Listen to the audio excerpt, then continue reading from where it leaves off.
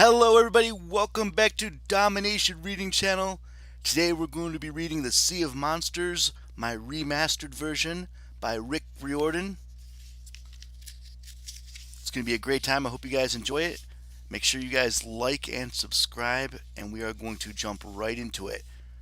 Book 2 of the Olympians, The Sea of Monsters by Rick Riordan. Chapter 1. My best friend shops for a wedding dress. My nightmare started like this. I was standing on a deserted street in some little beach town.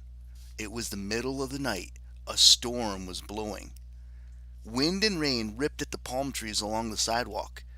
Pink and yellow stucco buildings lay past a line of hibiscus bushes. The ocean churned. Florida, I thought, though I wasn't sure how I knew that. I'd never been to Florida. Then I heard hooves clattering against the pavement. I turned and saw my friend Grover running for his life. Yeah, I said hooves. Grover was a satyr. From the waist up, he looks like a typical gangly teenager with a peach fuzz goatee, but unless you happen to catch him without his pants on, which I don't recommend, you'd never know there was anything unhuman about him. Baggy jeans and fake feet hide the fact that he's got furry hindquarters and hooves. Grover had been my best friend in 6th grade. He'd gone on this adventure with me and a girl named Annabeth to save the world. But I hadn't seen him since last July, when he set off alone on a dangerous quest. A quest no satyr ever returned from. Anyway, in my dream, Grover was hauling a goat tail, holding his human shoes in his hands the way he does when he needs to move fast. He clopped past the little tourist shops and surfboard rental places. The wind bent the palm trees almost to the ground. Grover was terrified of something behind him. Come from the beach. The sand was caked in his fur. He escaped from somewhere. He was trying to get away from something. A bone-rattling growl cut through the snowy figure loomed. It swatted aside street lamps, which burst in showers of sparks. Grover stumbled, whimpering in fear. He muttered to himself, "I have to get away. I have to warn them."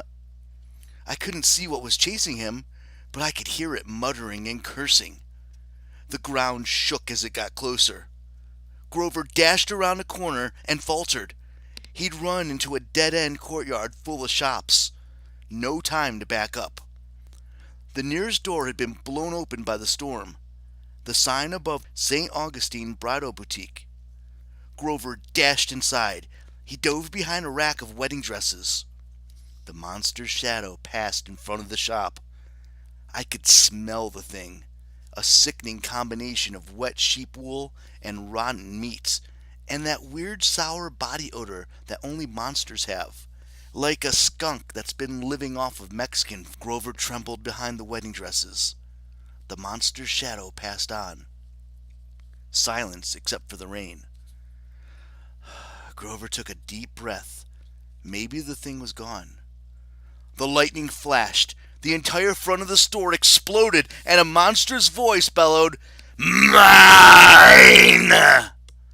I sat bolt upright, shivering in my bed. There was no storm, no monster.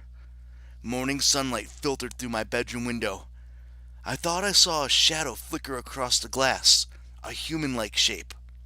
But then there was a knock on my bedroom door, and my mom called, "Percy, you're going to be late," and the shadow at the window disappeared.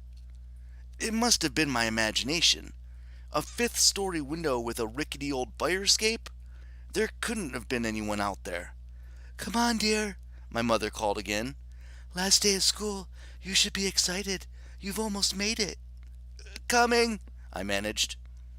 Hello.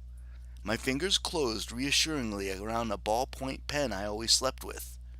I brought it out, studied the ancient Greek writing engraved on the side.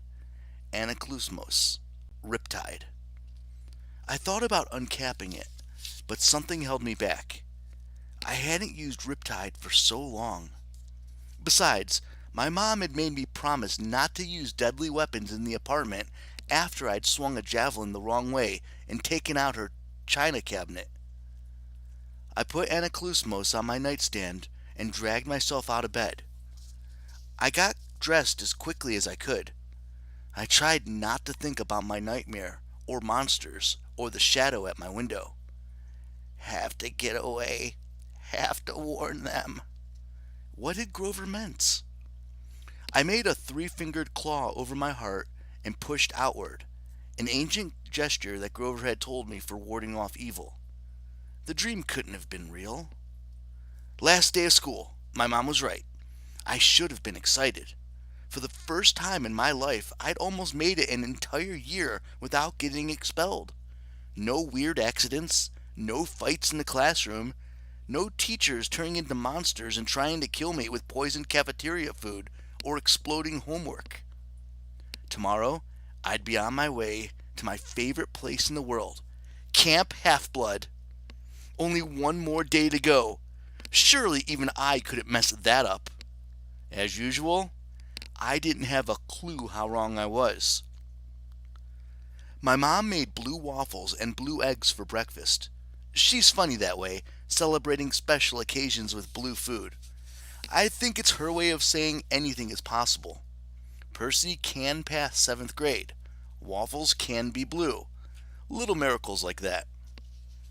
I ate at the kitchen table while my mom washed dishes. She was dressed in her work uniform, a starry blue skirt with a red and white striped blouse she wore to sell candy at Sweet on America. Her long brown hair was pulled back in a ponytail. The waffles tasted great, but I guess I wasn't digging in like I usually did. My mom walked over and frowned. "Percy, are you all right?" "Yeah, fine." But she could always tell when something was bothering me. She dried her hands and sat down across from me. "School or—" She didn't need to finish. I knew what she was asking. "I think Grover's in trouble," I said. I told her about my dream. She pursed her lips, we didn't talk as much as the other part of my life. We tried to live as normally as possible, but my mom knew all about Grover. "I wouldn't be too worried, dear," she said. "Grover is a big satyr now. If there's a problem, I'm sure we would have heard from camp." Her shoulders tensed as she said the word camp. "What is it?" I asked. "Nothing," she said. "I'll tell you what. This afternoon we'll celebrate the end of school. I'll take you and Tyson to Rockefeller Center, to that skateboard shop you like." Oh man, that was tempting. We were always struggling with money. Between my mom's night classes and my private school tuition, we could never afford to do special stuff like shop for a skateboard. But something in her voice bothered me. "Wait a minute," I said. "I thought we were packing me up for camp tonight." She twisted her dish rag. Dear, about that. I got a message from Chiron last night." My heart sank. Chiron was the activities director at Camp Half-Blood. He wouldn't contact us unless something serious was going on. "What did he say?" "He thinks it might not be safe for you to come to camp just yet. We might have to postpone." "Postpone? Mom, how could it not be safe? I'm a half-blood. It's like the only place on earth that's safe for me." "Usually, dear, but with What problems?" "Percy, I'm very, very sorry. I was hoping to talk to you about this in the afternoon. I can't explain it all now. I'm not sure Chiron can. Everything happened so suddenly." My mind was reeling. How could I not go to camp? I wanted to ask a million questions, but just then the kitchen clock chimed the half hour. My mom looked almost relieved. 7:30, dear. You should go. Tyson will be waiting." "But—" "Percy, we'll talk this afternoon. Go on to school." The last thing I wanted to do was go to school, but my mom had this fragile look in her eyes, a kind of warning like if I pushed her too hard she'd start to cry. Besides, she was right about my friend Tyson. I had to meet him at the subway station on time or he'd get upset. He was scared of traveling underground alone. I gathered up my stuff, but I stopped in the doorway. "Mom, this problem at camp, could it have anything to do with my dream about Grover?" She wouldn't meet my eyes. We'll talk this afternoon, dear. I'll explain as much as I can. Reluctantly, I told her goodbye. I jogged downstairs to catch the number 2 train. I didn't know it at the time, but my mom and I would never get to have our afternoon talk. In fact, I wouldn't be seeing home for a long, long time. As I stepped outside, I glanced at the brownstone building across the street. Just for a second, I saw a dark shape in the morning sunlight, a human silhouette against the brick wall, a shadow that belonged to no one. Then it rippled and vanished. End of chapter 1.